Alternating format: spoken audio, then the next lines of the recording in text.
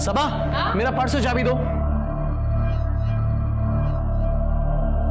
हिना, ये लो बेटा प्रसाद। ख्याल रखना, ठीक है?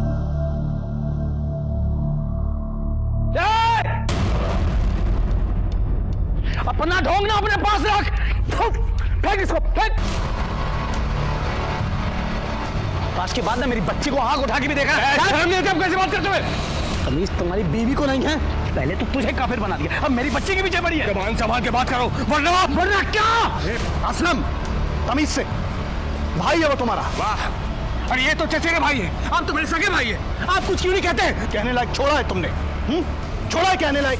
अरे तुम्हें तुम्हारी बीवी को समझाना चाहिए, ये छोटी सी बच्ची को ये सब। अरे गलती हो गया मुझसे, ऐसे जान लोगों के बीच में रहना सबसे बड़ी गलती है मेरी। तो निकल ना, तू निकल यहाँ से। और तुझे देख के ना मेरा खून खौलता है, खून। ख्याल रखना कहीं ये खून हमेशा के लिए ठंडा ना हो जाए। हिना, बेटा अच्छे से साफ करो, ऐसे ऐसे चाची।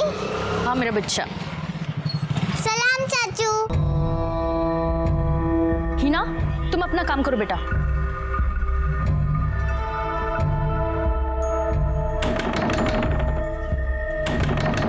अरे आ रही हूँ बाबा।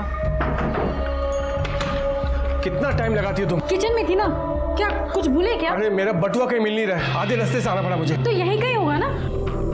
देखो तुम ही देखो। हाँ भूल गया मैं।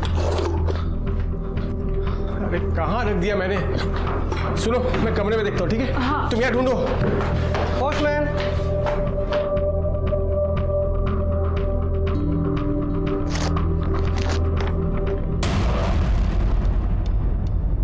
ज्योति, बटुआ घर में नहीं है, लगता किसी ने मार लिया। क्या हुआ? क्या ये? तुम्हारा डेथ सर्टिफिकेट।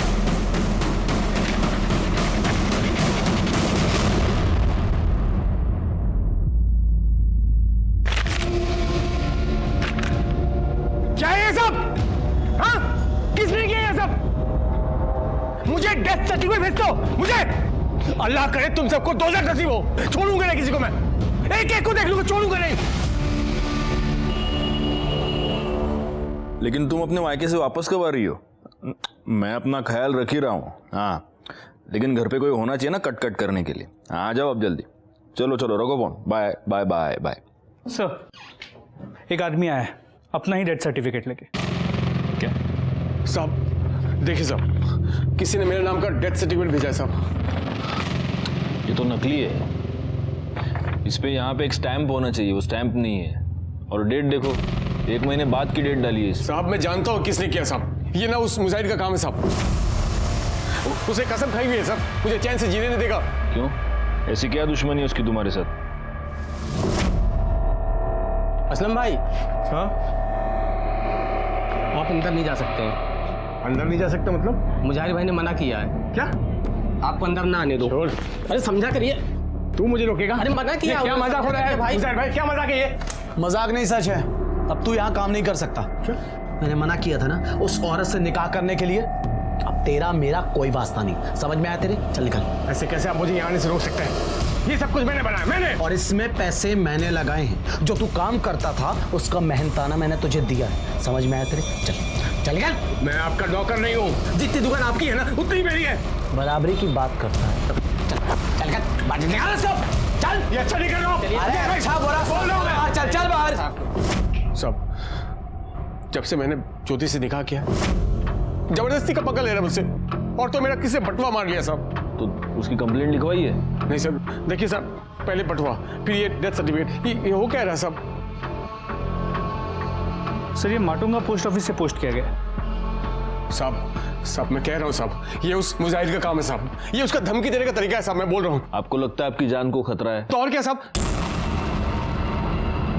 मतलब हो भी सकता है साहब। कंप्लेंट लिखवानी है उसके खिलाफ? हाँ साहब। गायकवाड़, तकरार नोंदूंगे। जाइए जाइए। नमस्कार, मैं senior inspector Rajesh Jadhav, crime petrol Dastak के आज के इस भाग में आप सबका स्वागत करता हूं।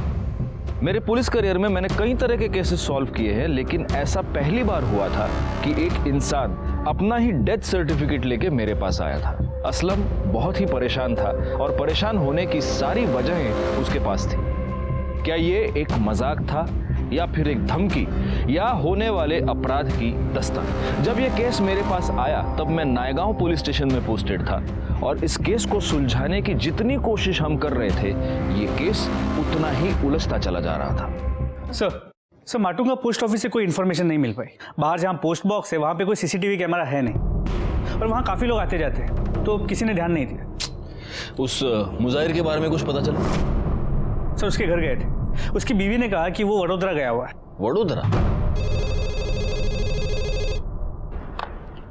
नमस्कार, नायगांव पुलिस स्टेशन। क्या आप कौन बोल रहे हैं? हेलो बोलिए। सर सर सर सर अभी अभी किसी का फोन आया था, वो बोला कि पुलिस स्टेशन में बॉम्ब है। क्या? बैकवर्ड एक काम करो, बॉम्ब स्क्वाड को तुरंत फोन लगाओ। कर दे, पुलिस स्टेशन रिकामा करा, विदाउट पैनिक सबको बाहर निकालो। हाँ सर, चलो सब लोग बाहर चलो। चलो चलो बाहर चलो। अरे चलो निकलो मैडम, बाहर चलो, बाहर निकलो। Hello, bomb squad.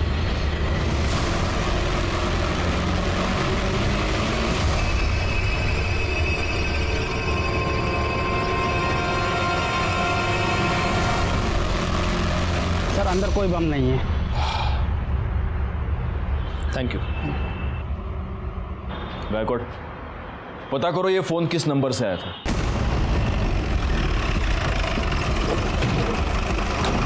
सर इसी होटल के नंबर से फोन आया था।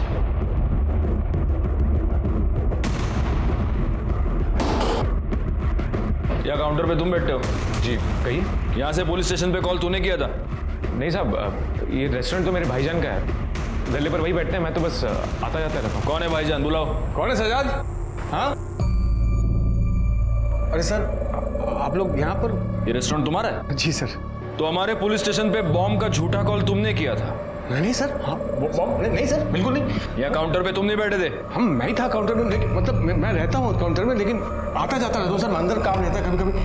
मैं मतलब यहाँ पे सीसीटीवी कैमरा नहीं है? सब रेस्टोरेंट नया नया खुलवाया ना सब, तो अभी लगवाया नहीं है। बैकवर्ड लोन चला। अरे सर ऐसे सर मैंने कुछ नहीं किया। ऐसे आप हमारे सबूत नहीं सर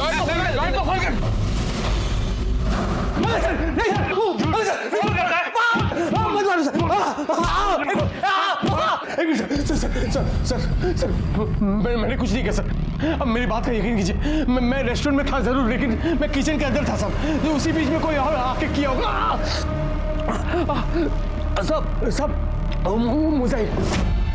मुजाहिर का शॉप आगे ही सब, जब मैं रेस्टोरेंट में के अंदर किचन में गया होगा सब, तो आकर कॉल किया होगा सब। मैं सच बोलता हूँ। तू बात पे मुजाहिर का नाम लेता है?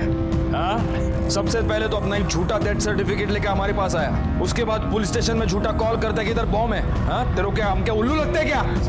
बैकवर्ड इसको तब तक मारो जब तक ये सच ना बोले। मारो इसको।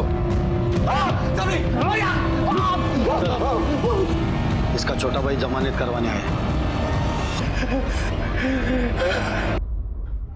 अगली बार पुलिस के साथ मस्करी नहीं, समझा ना?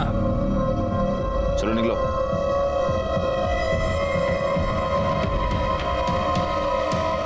गायकवाड़, वो मुजाहिर तो यहां है ही नहीं, फिर भी असलम बार बार उसका नाम क्यों ले रहा है? जरा कंफर्म करो वो मुजाहिर बाहर है या नहीं। अम्मी मैंने पूरा पार्ट प्लान कर लिया, अब मैं खेलने जाऊँ? ठीक है जाओ, पर जल्दी आना, ठीक है? सब आप? मुजाहिर, आपको बताया तो था कि वो वडोदरा गए हैं। हमें आपके घर की तलाशी लेनी है। आप ऐसे तलाशी नहीं ले सकते। सर्च वारंट और कर दे, पूरा घर चेक करो। सर सब क्या हुआ? भाभी देखिए ना, ये घर की तलाशी ले रहे हैं और बार बार इन्हीं के बारे में पूछ रहे हैं। सर वो घर में नहीं है। मुजाहिर का नंबर दो। नंबर क्या? बोलो नंबर। सर मुजाहिर की बीवी का कहना है कि वो बड़ौदा गया है, और जब परसों मुजाहिर का फोन स्विच ऑफ हुआ था उसकी मोबाइल की लोकेशन मुंबई की थी। बीवी कह रही है कि वो बड़ौदा गया है और मोबाइल की लोकेशन मुंबई में थी। कहीं सच में मुजाहिर असलम को फंसाने की कोशिश तो नहीं कर रहा?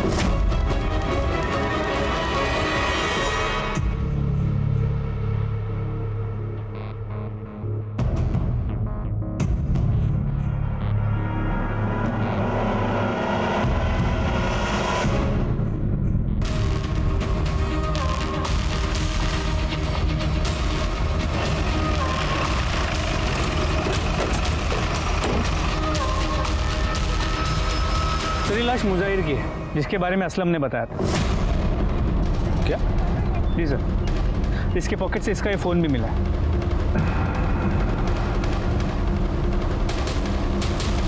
गला दबाकर मारा गया है और बॉडी की हालत देखकर ऐसा लग रहा है कि शायद 2-3 दिन हो गए।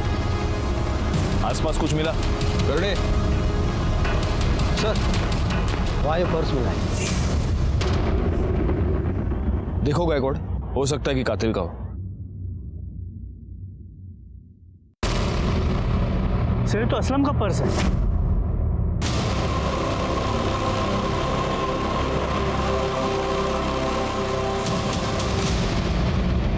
अरे वो सिवैया बनाई थी, हिना को बहुत पसंद है ना, इसलिए। तुझे क्या हुआ? तू इतनी परेशान क्यों है? अरे कुछ समझ नहीं आ रहा है।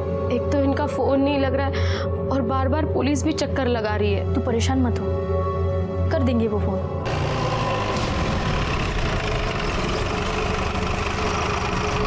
बेटा चांद चाचा को बुला के लेके आ।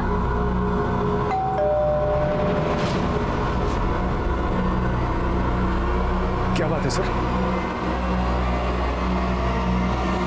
ये वॉलेट तुम्हारा है? जी मेरा ही है सर, शुक्रिया। कहाँ मिला आपको सर? मुजाहिर अंसारी की लाश के पास।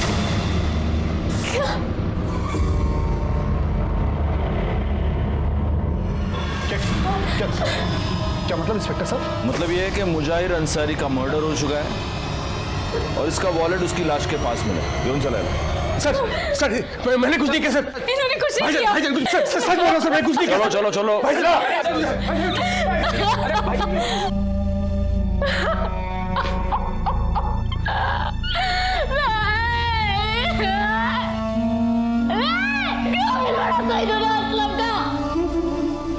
अपने भाई की जान ले ली, अल्लाह उसे कभी माफ नहीं करेगा। मैंने कुछ नहीं किया सर। तो तेरा वॉलेट उसकी लाश के पास क्या टहलने गया था? आपको तो पता है मैं वॉलेट की चोरी की रिपोर्ट लिखवाने आया था यहाँ पर। कोई मुझे फंसा रहा। पहले वो डेथ सर्टिफिकेट, फिर बॉम्ब का झूठा कॉल। कोई मेरे खिलाफ साजिश कर रहा साहब। सब चांद भाईजान ये सब कर रहे हैं साहब, मुझे लग रहा है। अच्छा, इतने दिनों से तू मुजाहिर का नाम लेकर रो रहा था, अब चांद भाईजान। मैं तुझे बताता हूँ हुआ क्या। तूने मुजाहिर का मर्डर कर दिया, लेकिन गलती से तेरा वॉलेट वहां पर छूट गया और ये बात तुझे रियलाइज हुई। तब तूने एक प्लान बनाया। तूने अपने ही नाम का एक झूठा डेथ सर्टिफिकेट खुद को पोस्ट किया और फिर तू हमारे पास आया डेथ सर्टिफिकेट और खोए हुए वॉलेट की कंप्लेंट लेकर। और उसके बाद तूने बॉम्ब का झूठा कॉल भी किया। आप लोगों ने इतना मुझे मारा, अब खुद को मार खाने के लिए खुद को क्यों फंसाऊंगा साहब? अरे मार खाया, लेकिन खून के इल्जाम से तो तू बच जाता। ऐसा है ना, बहुत शाना है तू असलम। तू यही साबित करना चाहता था कि तुझे फंसाया जा रहा है। मेरी बात का यकीन कीजिए साहब, सच में मैंने कुछ नहीं किया। बोलेगा, तू सच बोलेगा। शिरके चौपायाला। सर मुजाहिर की पीएम रिपोर्ट देखो जरा। सब पहले तार से इसका गला खींचा गया, फिर ईंट जैसी किसी चीज़ से इसके सर पे वार किया गया, जिसकी वजह से इसकी मौत हो। इस मुजाहिर की दुकान कहाँ पर? परेरा मार्केट। एक काम करो, इसके दुकान से ये पता करो कि उस दिन ये कहाँ जाने वाला था, किससे मिलने वाला था, इसकी किसी के साथ कोई दुश्मनी थी क्या? और एक और काम करो गायकवाड़, असलम और मुजाहिर दोनों की कॉल लोकेशन निकालो और उस चांद के बारे में भी पता करो। सर तुम्हारे साहब कहाँ हैं? कुछ बता कर नहीं गए साहब, बोले कि 10-12 दिनों के लिए कहीं जा रहा हूँ, तब तक दुकान संभाल लो। तुम्हारे मुजाहिर साहब और असलम, इन दोनों के बीच झगड़ा था ना? हाँ साहब, असलम भाईजान के साथ तो पंगा था ही, इधर चांद भाई के साथ भी कुछ सही नहीं चल रहा था। चांद के साथ? हाँ साहब, मुजाहिर भाई के जाने के 2 रोज पहले चांद भाई यहाँ पर आए थे। बस चांद भाई एक सौदा पक्का हो जाए फिर तो चांदी ही चांदी है। अरे इंशाल्लाह मेरे भाई, जैसा सोच रहे हो बिल्कुल वैसा ही होगा। भाईजान परसों माल लेने जा रहा हूँ, तो कुछ पैसों की ज़रूरत है। देखिए अभी तक मैंने कुछ कहा नहीं, इतने महीने हो गए, जो उधार था वो वापस कर दीजिए। कौन से पैसे मुजाहिर? जो आपने 5 लाख रुपए लिए थे वो। बेकार की बातें मत किया करो यार। हैं? कौन से पैसे हैं तुम्हारे 5 लाख? अरे जो 5 लाख रुपए आपने हमसे उधार लिए थे। अच्छा 5 लाख, लेकिन भाई असलम का भी तो तुम्हारी तरफ हिसाब निकलता है ना, तकरीबन 5 लाख रुपए। देखिए मेरा और असलम का हिसाब अलग है। अलग कैसे हो सकता है भाई? सगा भाई है मेरा, और पैसे का हिसाब अलग अलग। देखिए आपकी और असलम की भी तो नहीं बनती ना। यहाँ देखो, सगा भाई है मेरा, खून का रिश्ता है, नहीं बनती से क्या मतलब? और वैसे भी देखो, तुम उसके पैसे दे दो, मैं तुम्हारे पैसे दे देता हूँ। लेकिन मुजाहिर की फैमिली और चांद की फैमिली तो मिलजुल कर रहते हैं। हाँ तो मुजाहिर भाई का चांद भाईजान के अलावा था ही कौन यहाँ। और वैसे भी वो महीने में 15 दिन तो गायब रहते थे। अब ऐसे में बीवी और बच्ची को एकदम से अकेला नहीं छोड़ सकते थे ना।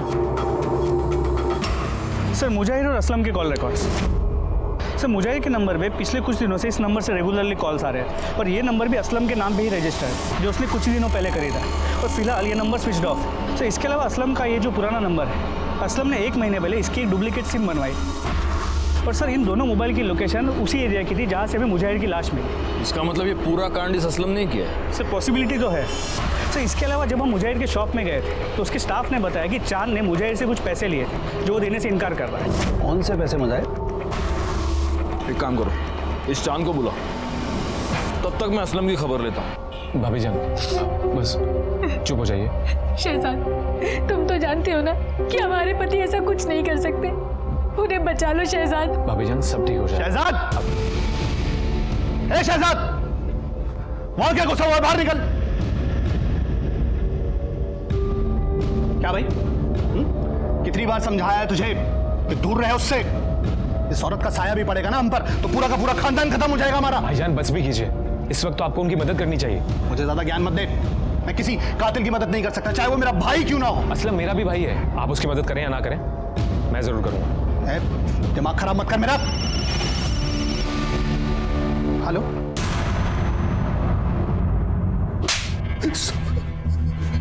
तूने 1 महीने पहले अपने सिम कार्ड की कॉपी बनवाई थी? हाँ सर, वो मेरा पुराना फोन चोरी हो गया था। और तूने एक नया नंबर भी लिया था जिस नंबर से तूने मुजाहिर को फोन किया? नहीं सर, नहीं? तो वो सिम कार्ड तेरे नाम पे कैसे? वही तो सर, मुझे खुद नहीं पता सर कैसे। तुझे कुछ भी नहीं मालूम होता असलम? हाँ, तुझे ये तो पता है ना कि उस दिन तू वहां गया था, क्योंकि तेरे मोबाइल की लोकेशन उसी जगह की है जहां पर हमें मुजाहिर की बॉडी मिली। क्या करने गया था उधर? साहब वो बहुत दिनों से मुझे एक आदमी का फोन आ रहा था, अफजल शेख नाम का।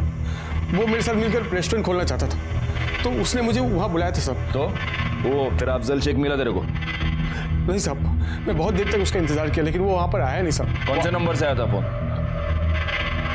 लैंडलाइन नंबर से सर। कर दे, ऐसा फोन दे। दिखा, तेरे फोन में दिखा कौन सा नंबर है, दिखा। जी सर। सर इसका बड़ा भाई चांद है। क्या यह सच है कि तुमने मुजाहिर से 5 लाख रुपए लिए थे और अब उसे देने से इनकार कर रहे थे? हाँ सर, मैंने पैसे लिए थे, लेकिन मुजाहिर ने असलम के भी तो इतने पैसे रोक रखे थे। लेकिन जहां तक मुझे पता है तुम्हारी और असलम की बिल्कुल नहीं बनती। सर लेकिन असलम है तो मेरा छोटा भाई ना, मेरे पास उस वक्त पैसे नहीं थे, मैं बाद में दे देता सर। ये तुम्हारे बैंक डिटेल्स, इससे साफ पता चलता है कि तुम्हारे बैंक में अच्छी खासी अमाउंट है। मतलब पैसे तो है लेकिन तुम्हारी देने की नीयत नहीं है। हा? नहीं ऐसी बात नहीं सर। वो कहीं ऐसा तो नहीं है कि मुजाहिर तुमसे पैसे मांग रहा था इसलिए तुमने उसको मार दिया? तुम ये जानते थे कि असलम और मुजाहिर की दुश्मनी है तो असलम फंस गया और तुम्हारे दोनों दुश्मन एक साथ रास्ते से हट गए। सर ये कैसी बहकी बहकी बातें कर रहे हैं आप? तुम पुलिस स्टेशन में बैठे हो। सर मेरी बात का यकीन कीजिए, ऐसा कुछ नहीं है, मैंने कुछ नहीं किया। ठीक है, तुम जा सकते हो, लेकिन जब तक ये केस सॉल्व नहीं होता शहर से बाहर नहीं जाओगे। जी सर, शुक्रिया सर।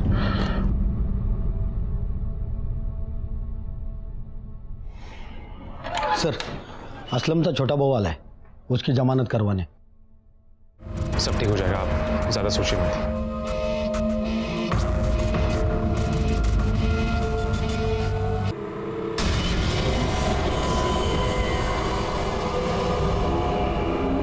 काम हो जाएगा ना? हाँ हो जाएगा। सुनो, मुझे थोड़ा टाइम लग जाएगा घर आने में। असलम आज ना जल्दी आना, मैंने मंदिर में तुम्हारे नाम का हवन रखा है। अरे तुम क्यों इन सब चीजों में पड़ी हो?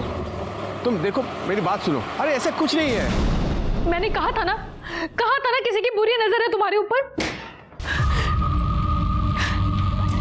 देखिए मैंने ही बुलाया आप लोगों को, कोई मारना चाहता ही नहीं और आप लोग ही इन्हीं में शक कर रहे हैं। एक मिनट असलम, तुमने हमें वो जो लैंडलाइन नंबर दिया था, वो अफजल शेख, वो तो माहिम के किसी पीसीओ का नंबर है। सच में मुझे कुछ नहीं पता। अब खुद देखिए, कोई मुझे मारना चाहता है। कैसे हुआ ये सब? साहब हॉस्पिटल के पास ही एक्सीडेंट हुआ। तो वो तो अल्लाह का शुक्र है साहब कि कोई आदमी समय रहते ना यहाँ पहुँचा गया। बहुत चोट तो नहीं लगी है तुम्हें? कहीं ऐसा तो नहीं कि खुद अपना एक्सीडेंट करवा लिया तुमने? सब अगर मैं मर जाता ना इस हादसे में, तब आपको यकीन होता कि कोई मेरे साथ खेल खेला है। नहीं नहीं, अब वो तुम्हारा मुजाहिर तो रहा नहीं। तुम्हारे चांद भाईजान की तो हम तहकीकात कर ही रहे हैं। तो अब कोई और ऐसा है जिसके ऊपर तुम ब्लेम डाल सको? हाँ, मेरा पहला पति पवन मोरे, वही ये सब कर रहा है। तुम्हारा पहला पति? क्यों करेगा वो ऐसा? बहुत ही घटिया इंसान है वो सर। बहुत मारता था मुझे, बहुत पीटता था। गिड़गिड़ाई मैं उसके सामने कि मुझे मेरी बेटी के साथ जाने दे, लेकिन उसने कहा कि अगर चारू को अपने साथ लेके जाना तो वो मुझे डिवोर्स नहीं देगा और मैं उससे और मार नहीं खा सकती थी, इसीलिए डिवोर्स पेपर अपनी बेटी को छोड़ के और उससे छोड़ के मैं चली गई। उसके बाद उसने कभी तुमको परेशान किया? नहीं, 2 साल हो गए, हमारी कोई बात नहीं हुई। तो अब अचानक वो ये सब क्यों करने लगा? अगर वो नहीं कर रहा तो फिर कौन कर सकता है? कौन हमारा दुश्मन हो सकता है? उसका पुराना नंबर और पता लिखवा लो। बैकवर्ड इस पवन के बारे में पता करो। जहां पर असलम का एक्सीडेंट हुआ वहां का सीसीटीवी फुटेज निकालो और देखो इस पवन का इस सब के साथ कुछ कनेक्शन है क्या। पापा आराम से, खींच रहा है। क्या तू हमेशा भूत बन के घूमती रहती है? हाँ, ख्याल रखा करना अपना। पापा मैं बड़ी हो गई हूँ, खुद से कर सकती। बहुत बड़ी हो गई ना तू। पवन मोरे जी कहिए। ज्योति को जानते हैं? उसी ने भेजा ना आपको मेरी बेटी को लेने के लिए? वो मर भी जाएगी ना तो भी मैं मेरी बेटी को उसके पास नहीं भेजूंगा। बहुत मरने मारने की बातें करते हैं आप। कहीं सच में तो किसी को मार नहीं दिया? ज्योति के पति असलम पे मर्डर का इल्जाम है और हाल ही में उसका एक्सीडेंट भी हुआ और ज्योति को लगता है कि ये सब आपने किया है या करवाया है। तो शादी कर ली उसने? अच्छा है, उसे मेरी तरफ से मुबारकबाद दीजिएगा। ज्योति ने हमें बताया है कि पहले आप उसे बहुत मारा पीटा करते थे। सर जानते नहीं आप उस औरत को, बहुत ऊंची चीज है वो। और वैसे भी क्या हो गया अगर पति ने कभी थप्पड़ मार दिया तो कौन सी बड़ी बात हो गई? बहुत बड़ी बात हो गई। चलिए हमारे साथ। देखिए साहब, मेरी बच्ची बीमार है, मैं आपके साथ कहीं नहीं जा सकता। वैसे मैं बहुत परेशान हूँ, आप ज्योति से जाके कहिए कोई नया तमाशा ना खड़ा करे। क्या हुआ तुम्हारी बेटी को? मुझे कैंसर हुआ। नहीं बेटा, ऐसे नहीं कहते। कुछ नहीं होगा तुझे, कुछ नहीं होने दूंगा मैं तुझे। ये रही मेरी बेटी की रिपोर्ट्स। अपनी बच्ची को देखूं या उसकी बीमारी को, डॉक्टर, दवाई, हॉस्पिटल, घर, सब परेशान हो गया हूं मैं। देखिए सर, आप प्लीज यहां से जाइए। अगर आपको मेरे खिलाफ कोई भी सबूत मिले ना तो आप फोन कीजिएगा मुझे सामने से, मैं खुद आके मिलूंगा आपको। ठीक है, अभी के लिए हम जा रहे हैं, लेकिन अगर जरूरत पड़ेगी तो फिर आएंगे। पर हाँ, शहर छोड़ के नहीं मत जाना। सर, जहाँ पर असलम का एक्सीडेंट हुआ था वाकई सीसीटीवी फुटेज।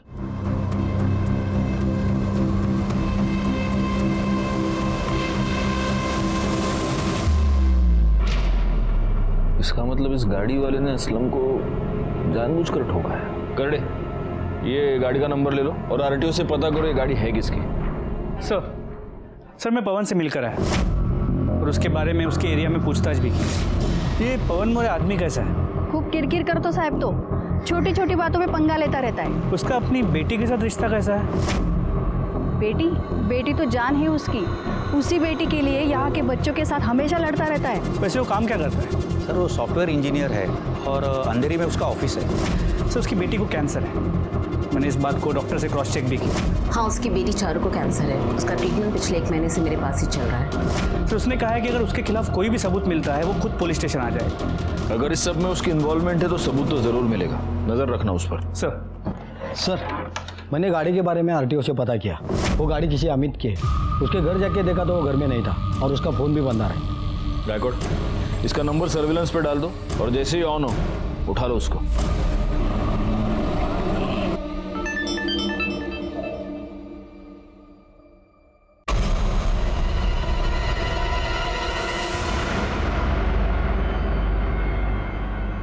सर, वो अमित जिसकी कार से टक्कर मारी गई थी उसका पता चल गया है। तो उठा लो उसको। सर। बोल, किसके कहने पे किया? बोल नहीं तो। सर, ये सब कुछ मैंने असलम के कहने पे किया था।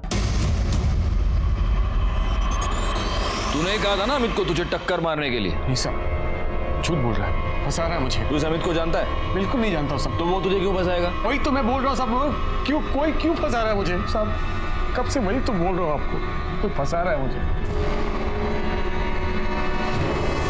क्या हुआ, आप कंफ्यूज हो गए? इस केस ने हमें भी ऐसी ही उलझन में डाल दिया था। शक की सुई बार बार असलम की तरफ घूम रही थी और असलम बार बार यही कह रहा था कि उसने कुछ नहीं किया, उसे फंसाया जा रहा है। ये बात साफ नहीं हो पा रही थी कि क्या वाकई असलम ने ये सब कुछ किया था या किसी और ने असलम को फंसाने के लिए ये सब कुछ किया था और वही मुजाहिर का असली कातिल था।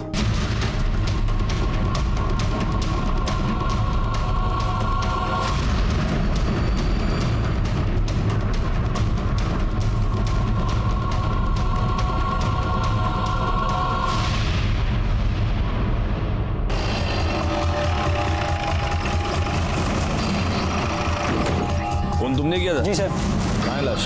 इधर तो।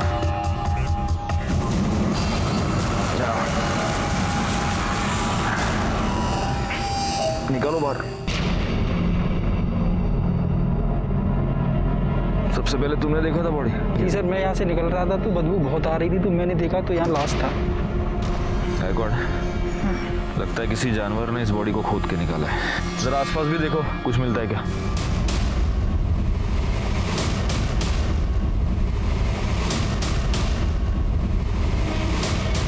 सर, जेबें खाली हैं।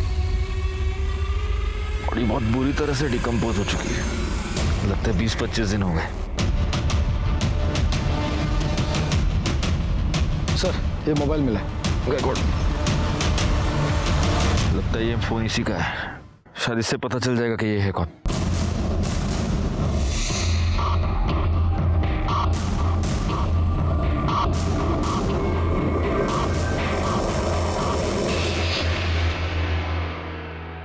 सर, शमशान के पास जो डेड बॉडी मिली थी उसकी पोस्टमार्टम रिपोर्ट के मुताबिक ये बॉडी किसी 30 से 35 साल के आदमी की। मौत की वजह सर पे किसी भारी चीज से वार किया जाना है। सर, स्कल फ्रैक्चर हुआ पर मौत को करीब 1 महीना हो चुका है। सर, इसके अलावा एक इम्पॉर्टेंट बात ये भी पता चली है कि इस बॉडी के पास जो फ़ोन मिला था वो असलम का था।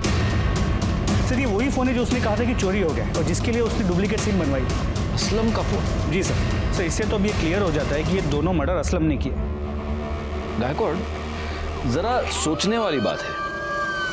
एक आदमी किसी का खून करके अपना मोबाइल फोन वहीं पे छोड़ के चला जाता है और ऐसी गलती वो एक बार नहीं बार बार करता है। ये कैसे पॉसिबल है? कहीं सच में ऐसा तो नहीं कि कोई असलम को फंसाने की कोशिश कर रहा है? और अगर ऐसा है तो जो असलम को फंसाने की कोशिश कर रहा है उसी ने ये 2 मर्डर्स किए। सबसे पहले तो हमें यह पता लगाना होगा कि ये लाश किसकी है। एक काम करो, जहां पे लाश मिली उसके आसपास के सारे पुलिस स्टेशंस में ये पता करवाओ कि क्या पिछले 1 महीने में इस एज ग्रुप के किसी बंदे की मिसिंग कंप्लेंट आई है। हमें ये तो पता चले कि आखिर वो है कौन जो असलम को फंसा रहा है।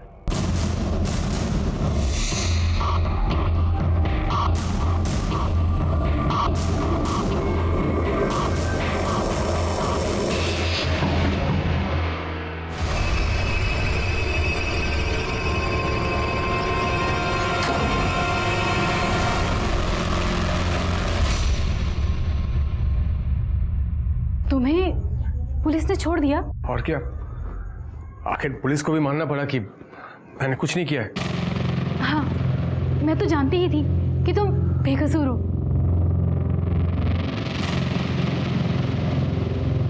सर, आसपास के पुलिस स्टेशन से पता किया 30 से 35 साल के आदमी की कुछ मिसिंग कंप्लेंट्स आई तो है। ये जितनी भी मिसिंग कंप्लेंट्स आई है उन सब के परिवार वालों के डीएनए को इस लाश के साथ मैच करके देखो, पता तो चले ये है कौन। तो हमें ये भी पता चल पाएगा कि उसमें और मुजाहिर में क्या कॉमन है और ऐसा कौन सा आदमी है जो इन दोनों को मारकर असलम को फंसाना चाहता है। और एक काम करो, असलम के आसपास जितने भी लोग हैं उन सब के बारे में पता करो, उनके कॉल डिटेल्स, उनके सारे रिकॉर्ड्स मुझे चाहिए। वो जो भी है उसके चेहरे से अब नकाब उतरने ही वाला है।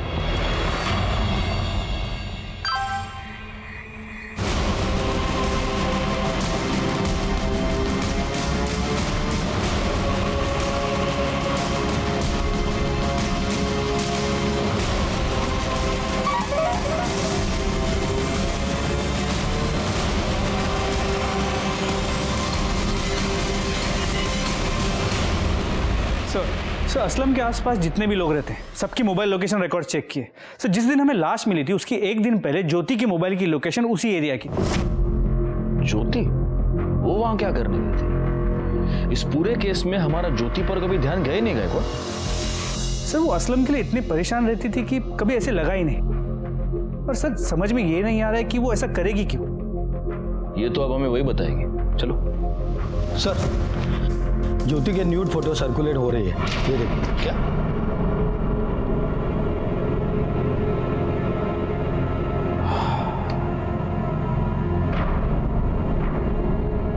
गायकवाड़, ये जो बंदा इसके साथ है ये असलम नहीं है, क्योंकि असलम के यहाँ गर्दन पर, यहाँ पर वो काला निशान है। देखो इस बंदे के यहाँ तो से कुछ भी नहीं है। सब मतलब ज्योति का किसी के साथ कोई चक्कर चल रहा था और इसीलिए असलम को रास्ते से हटाने के लिए वो ये सब कर रही थी। और ये भी हो सकता है कि अब असलम वापस आ गया तो इस बंदे ने गुस्से में आकर ज्योति के फोटोग्राफ सर्कुलेट कर दिए। अब तो इस ज्योति से मिलना ही होगा। चलो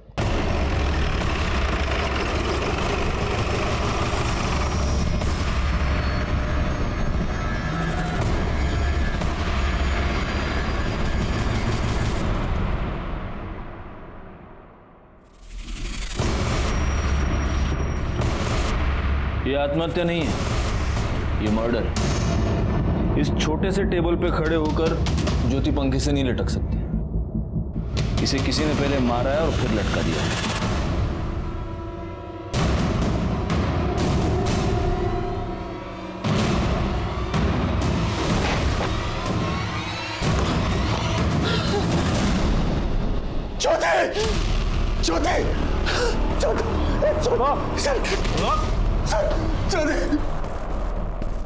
अभी क्यों चौंक रहा इतना?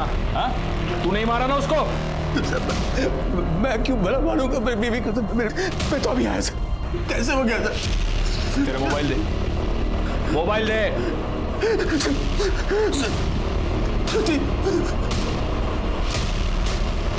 ये देख, इसलिए मारा तूने तेरी बीवी को। जो पहले 2 मर्डर्स हुए उसमें मुझे तुझ पर सिर्फ शक था, लेकिन यहां मुझे यकीन है कि ज्योति का मर्डर तूने ही किया है। मैं नहीं मारा सर, मैं तो अभी आया सर। और ये फोटोज मैंने पहले मैं देख चुका था सर। इसी सिलसिले में ज्योति से बात करने आया था यहाँ आकर। मैं कैसे हो गया तब ये? गायकवाड़ कौन चला रहा है? ज्योति का मोबाइल कहाँ है? मुझे नहीं पता सर। मुझे सर मेरी बीवी मरी है सर। चला क्यों जाला? सर मत कीजिए सर। सर मेरी बीवी सर। सर ऐसा कैसे कर सकते हैं आप लोग? गायकवाड़, बॉडी को पोस्टमार्टम के लिए भेज दो और पूरे घर की अच्छे से तलाशी लो। हो सर। की लाश लगी थी, एक के बाद एक ये तीसरा मर्डर था और इन तीनों मर्डर्स के साथ कहीं ना कहीं असलम जुड़ा हुआ था। जहां हमें दूसरे आदमी की डेड बॉडी मिली थी, उस शमशान के पास ज्योति का जाना इस बात की ओर इशारा कर रहा था कि उस कातिल से ज्योति मिली हुई थी। लेकिन अब उसकी हत्या के बाद इस बात को कंफर्म करना बहुत ही मुश्किल हो गया था। ये तेरे मोबाइल की लोकेशन डिटेल्स। हम तेरे घर पहुंचे उसके आधे घंटे पहले तू खुद अपने घर गया था या नहीं? क्या करने गया था? अपनी बीवी को मारने गया था ना? नहीं साहब, ज्योति का मुझे फोन आया था और वो बहुत परेशान लग रही थी, तो मैं घर गया था उससे मिलने। क्या हुआ ज्योति? तू फोन पर इतनी परेशान क्यों लग रही थी? मैं तुम्हें कुछ बताना चाहती हूँ असलम। हाँ बोलो।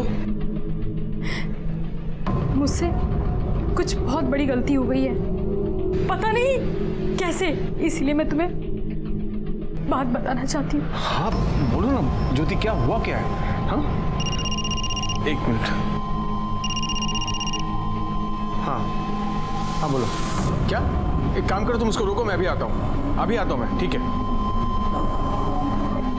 ज्योति वो रेस्टोरेंट से फोन था, कोई कस्टमर हंगामा कर रहा, तो मुझे जाना पड़ेगा। मैं तुरंत वापस आ जाऊंगा, ठीक है? हाँ तुम ख्याल रखना अपना। जब मैं अपने रेस्टोरेंट के बाहर पहुंचा तो मुझे वो फोटोज मिले। वो फोटो देखकर मैं बहुत गुस्सा हो गया। मैं घर वापस लौटा साहब। जैसे मैं घर पहुंचा तो आप लोग घर पर थे साहब। मैं उससे पूछ भी नहीं पाया साहब कि उसको क्या परेशानी थी साहब, उसने ऐसा क्यों किया। मैं पूछ नहीं पाया साहब। मुझे कुछ पता नहीं साहब, ये क्या हो रहा है मेरे साथ, क्यों हो रहा है, कौन कर रहा है साहब। सब कुछ मैं पता करना चाहता था साहब, ये सब कुछ पता करना चाहता, इसलिए मैंने वो जासूस को पैसे भी दिए साहब। काम हो जाएगा, हो जाएगा, लेकिन कुछ पता नहीं चला। ये सब तेरे बहाने हैं। तूने अपनी बीवी का मर्डर किया और अब तू कहानियां बना रहा है। सब बसों डेवायला सर, ज्योति की पोस्टमार्टम रिपोर्ट। पहले उसे गला दबा के मारा गया और फिर उसकी बॉडी को टांग दिया गया। तो उसके नाखूनों में किसी के स्किन फ्रैगमेंट्स मिले। उसका डीएनए असलम के साथ मैच करो और बाकी सबके कॉल रिकॉर्ड्स मुझे दोबारा ला कर।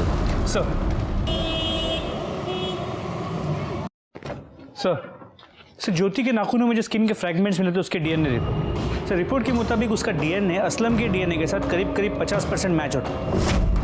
मतलब ये जो कोई भी है असलम का फैमिली वाला है। और शायद मैं जानता हूं कि वो कौन है। कब से चल रहा था तुम दोनों का चक्कर? सब ज्योति भाभी मुझे शुरू से ही बहुत अच्छी लगती थी और शायद भाभी जान ये बात जानती थी और तभी वो मुझसे खुद मिलने आई। मैं अपने असलम को बहुत प्यार करती हूँ और ये सब मैं सिर्फ उसी के लिए कर रही हूँ। किसी और के ऊपर भरोसा कर नहीं सकती, सिर्फ एक तुम हो जिसके ऊपर मैं भरोसा कर सकती हूँ। ये सब आप क्या बोल रही हैं? वो सब मैं नहीं बता सकती, लेकिन बस इतना जान लो कि ये सब एक बार के लिए है। पूरा टाइम रोती रही, बोलती रही कि वो फिर से मुझसे कभी मिलने नहीं आएंगी। इसलिए तूने उसकी फोटो निकाली ताकि तू उसे ब्लैकमेल कर सके और उसे दोबारा बुला सके। सर फोटो मैंने नहीं निकाली साहब। झूठ बोल रहे हो तुम। तूने उसकी फोटो निकाली ताकि तू उसे ब्लैकमेल कर सके, लेकिन ज्योति नहीं मानी तो गुस्से में आकर तूने वो फोटो सर्कुलेट कर दी। लेकिन बाद में तुझे डर लगने लगा कि अगर ज्योति ने ये बोल दिया तो तू फंस जाएगा और इसलिए तूने ज्योति को मार डाला। ज्योति भाभी को मारना नहीं चाहता था साहब। अब बोल। चांद भाई बहुत नाराज थे। बदसात औरत, हमारे खानदान का नाम मिट्टी में मिला दिया तूने। कौन था वो? कौन था वो जिसके साथ मुंह काला किया तूने? बोल, नाम बता उसका। नाम बता। कौन था? बोल, कौन था? बोल, किसके साथ मुंह काला करा? जल्दी बोल। बेशरम है ये, बेशरम। जवाब क्यों नहीं दे रही?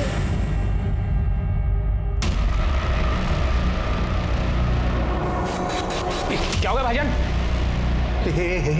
ठीक। शहजाद, ये तो मर गई। भाईजान, क्या हो गया मुझसे? भाईजान, मैंने जानबूझ के नहीं किया भाईजान। शहजाद, खामोश, सोचना तो हो सकता है। एक मिनट, कुछ नहीं होगा। क्यों मारा तूने ज्योति को? साहब, अगर चांद भाईजान को पता चल जाता कि मेरा और भाभी जान का चक्कर चल रहा है तो साहब वो मुझे मार डालते। तो मुजाहिर को भी तू नहीं मारा? नहीं साहब, मुजाहिर को मैंने नहीं मारा साहब, उसके बारे में मुझे कुछ नहीं पता। अच्छा, बैकवर्ड। ज्योति ये कह रही थी कि उसने जो भी किया अपने पति के लिए किया। ऐसा क्यों कह रही थी? ज्योति का फोन तेरे पास है? जी सर, पर सर मैंने उसका मोबाइल फॉर्मेट कर दिया। बैकवर्ड, इससे फोन ले लो और डेटा रिकवर करो। देखो उससे कुछ मिलता है क्या, और उस चांद को भी अरेस्ट करो। उन्होंने कुछ नहीं किया है, छोड़ो।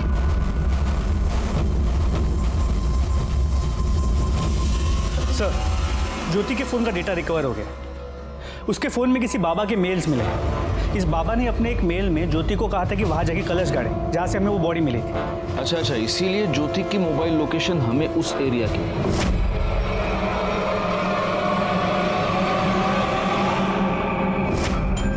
और जब ज्योति वहां से कलश गाड़ के निकली तब इसी आदमी ने उस गड़ी हुई लाश को थोड़ा सा बाहर निकाला होगा। लेकिन गायकवाड़, ज्योति इस बाबा को मिली कहां? सर, ज्योति को बाबा नहीं मिला, बल्कि बाबा ने ज्योति को ढूंढा था। पहला मेल इस बाबा ने भेजा। उसी ने ज्योति को किसी पराये मर्द के साथ संबंध बना के फोटो निकाल के भेजने के लिए कहा था। क्या? जी सर, और इन फोटोज को उस बाबा ने सर्कुलेट किया। उसने ज्योति से कहा था कि ऐसा करने से उसके पति के जो भी प्रॉब्लम्स हैं वो सब टल जाएंगे और उसकी बेटी की बीमारी भी ठीक हो जाएगी। एक मिनट, लेकिन इस बाबा को कैसे पता चला कि ज्योति की बेटी बीमार है? एक काम करो गायकवाड़, इस मेल का सोर्स ढूंढ निकालो।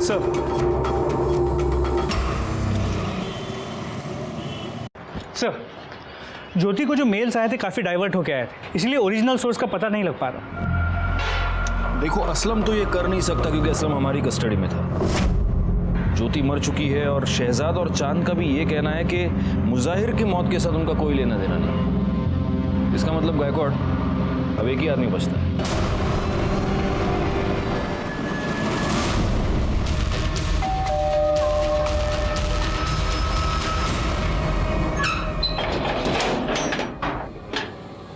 आप लोग? सर्च वारंट बैकआउट कर दे, कमाल लगा।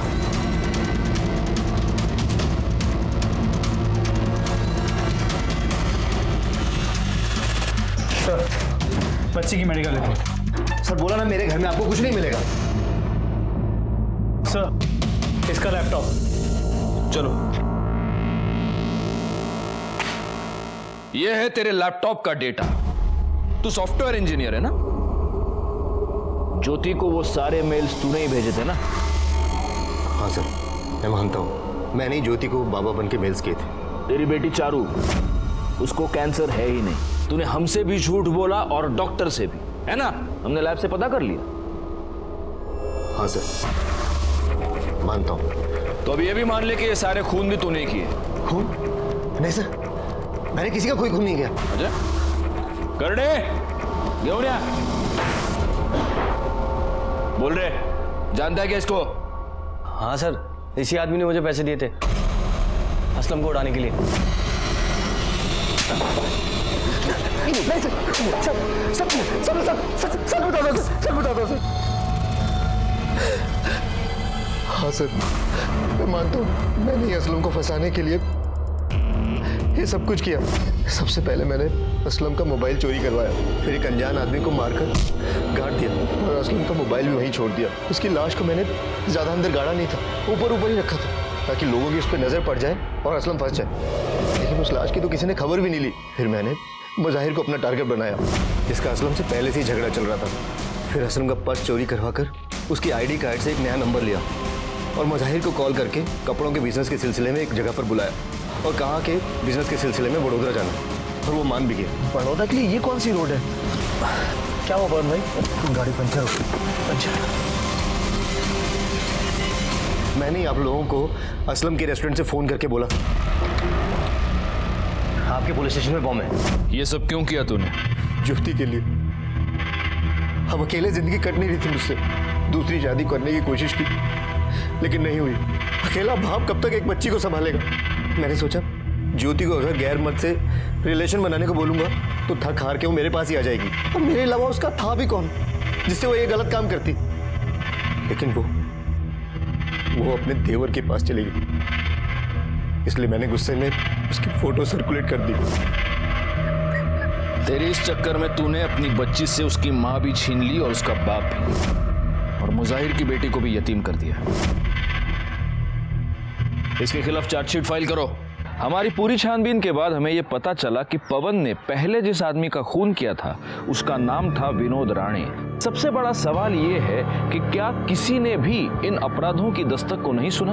मुजाहिर एक अनजान आदमी के फोन कॉल पर उसके साथ बड़ौदा तक जाने के लिए तैयार हुआ। पवन ने बाबा बनकर ज्योति को किसी गैर मर्द के साथ संबंध बनाकर अपनी तस्वीर लेने के लिए कहा।